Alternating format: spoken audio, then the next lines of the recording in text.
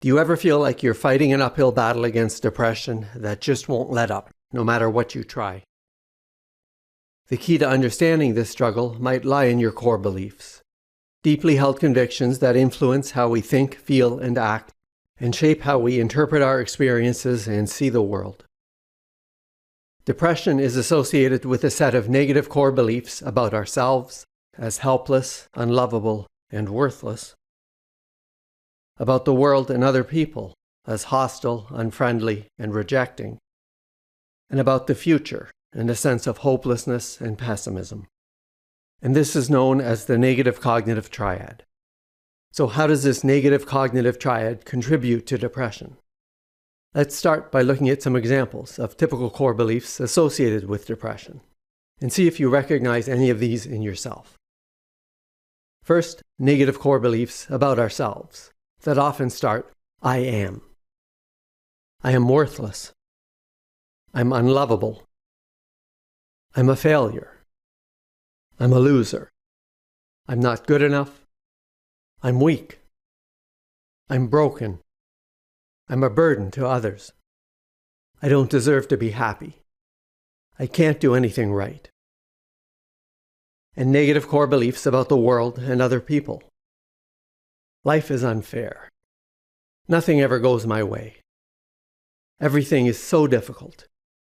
The world is full of obstacles. There's no point in even trying. No one really cares about me. People will always disappoint me. People will abandon me. Others are better than I am. The world is full of suffering. And negative core beliefs about the future. I'll never be happy. I'll never achieve my goals. The future is hopeless. I have no future. Things will never get better. There's nothing to look forward to. Nothing will ever change. I'll always feel this way. I'll always be alone. I'll never succeed. And I have a video that can help you figure out what your core beliefs are.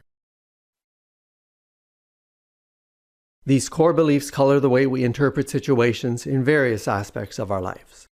For example, receiving constructive criticism at work. Without these sorts of negative core beliefs, we might think, everyone gets feedback from their bosses. It can be really annoying, but it's a normal part of having a job. But seen through the filter of the negative cognitive triad, our thoughts might be, I can't do anything right. My boss must really regret hiring me. I'll never be able to meet their expectations. Or a friend cancels plans. Instead of thinking, they probably have a good reason, we can just reschedule. Everyone has things come up. It's no big deal. Seen through the light of the negative cognitive triad, we might think, I'm just so boring. No wonder they don't want to spend time with me. I'm just not important to them. They probably don't even like me anymore. I'm going to lose all of my friends at this rate. Or we make a mistake. Instead of something like, mistakes happen to everyone. This doesn't define who I am as a person. Our core beliefs could lead us to think, I always mess things up. Everything's too hard. I'm just not good enough. I'll never succeed. When our negative cognitive triad is constantly leading us to respond to situations in these ways, it's easy to see how that can leave us depressed. Core beliefs can be difficult to change, as they're deeply ingrained and shape our thoughts and behavior. As a result, the way we think and act tends to reinforce what we already believe, making our core beliefs even stronger. For example, let's look at how core beliefs like, I'm worthless, life's too hard, I'll never succeed, and I'm not likable, can create a feedback loop that keeps our negative core beliefs going. These beliefs lead to negative self-talk like, why even try? I'll just fail anyway. Neglecting self-care and daily responsibilities, and to avoiding challenges and new opportunities. and withdrawing from social situations. These thoughts and behaviors then lead to experiences that seem to validate these beliefs. We miss opportunities because we weren't able to make the effort. We fall behind on personal goals and responsibilities, and we have a lack of achievement from avoiding challenges. And we experience strained or neglected relationships due to social withdrawal. We then interpret these experiences as proof of our negative beliefs. I can't accomplish anything. I really am worthless. Everything feels like a struggle. Life really is too hard. Other people are doing so much better than me. I'll never succeed. I'm losing all my friends and nobody cares about me. I really am unlikable.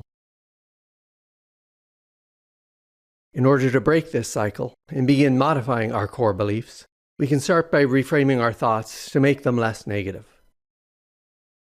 If we're having thoughts like, I can't do anything right, my boss must really regret hiring me, I'll never be able to meet his expectations, we try to reframe these to make them less negative and something we can still believe, which might be, everyone gets feedback or criticism from their bosses.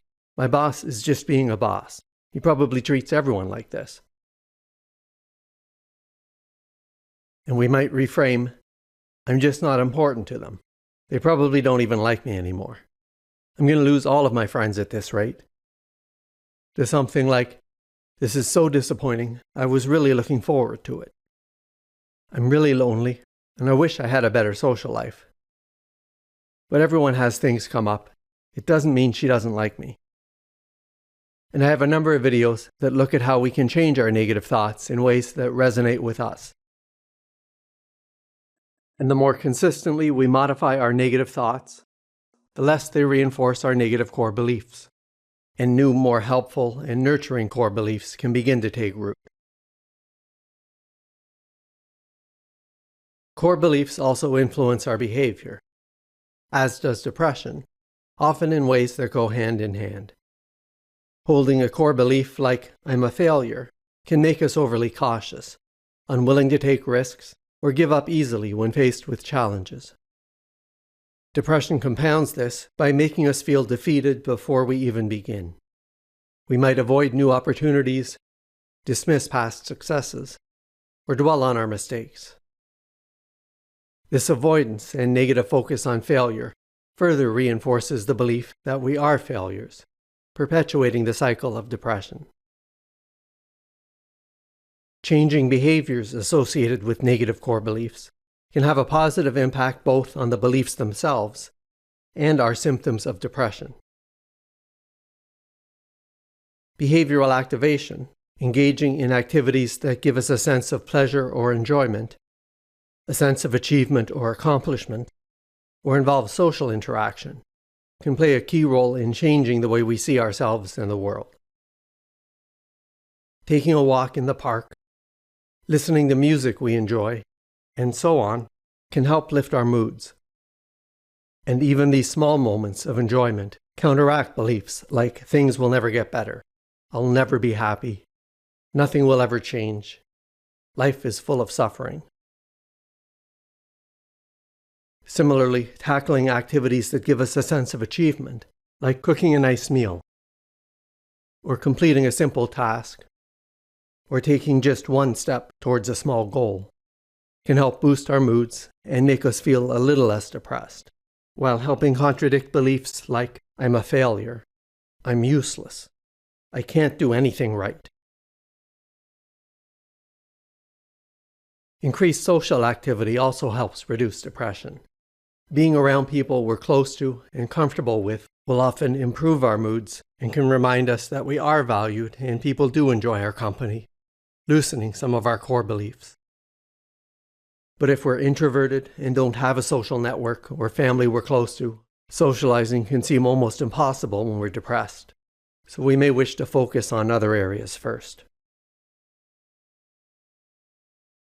Similarly, behavioral experiments involve testing the validity of negative core beliefs by engaging in activities that challenge them, allowing us to gather evidence to see if these beliefs hold true, and often supporting the development of new, more helpful beliefs. And I cover behavioral experiments in a couple of other videos. Negative core beliefs also lead to negative attentional bias, the tendency to focus on information that aligns with our existing beliefs, while overlooking or dismissing anything that contradicts them. If we hold a belief like, "I'm a failure," we might fixate on mistakes or setbacks while ignoring our successes or progress. If we receive both positive and negative feedback, our attention will gravitate towards the criticism. If a situation is ambiguous, we'll interpret it to reflect our belief that we're a failure, and each of these examples further strengthens our belief. To counter negative attentional bias, we can practice deliberately seeking out and focusing our attention on evidence that contradicts our negative beliefs. Mindfulness helps us avoid negative attentional bias by making us more aware of our thoughts and where our attention naturally goes.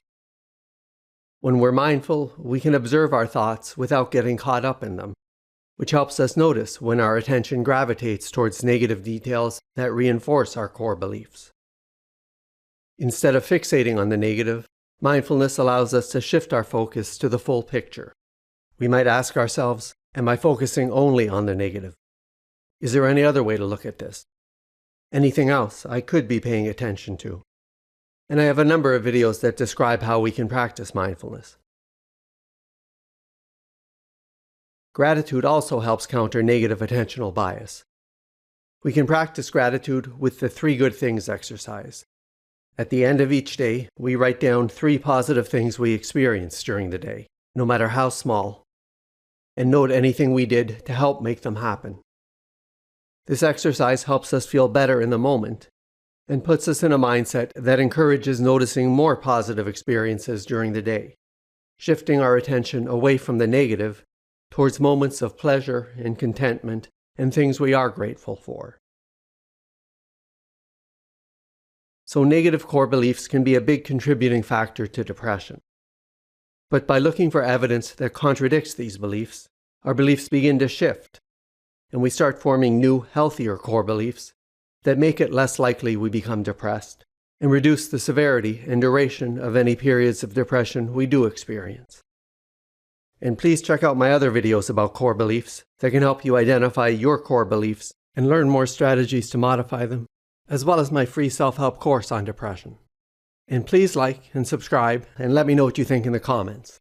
And if you'd like to support my channel and help me make more videos like this, I really appreciate it, and please check out the donation links in the description.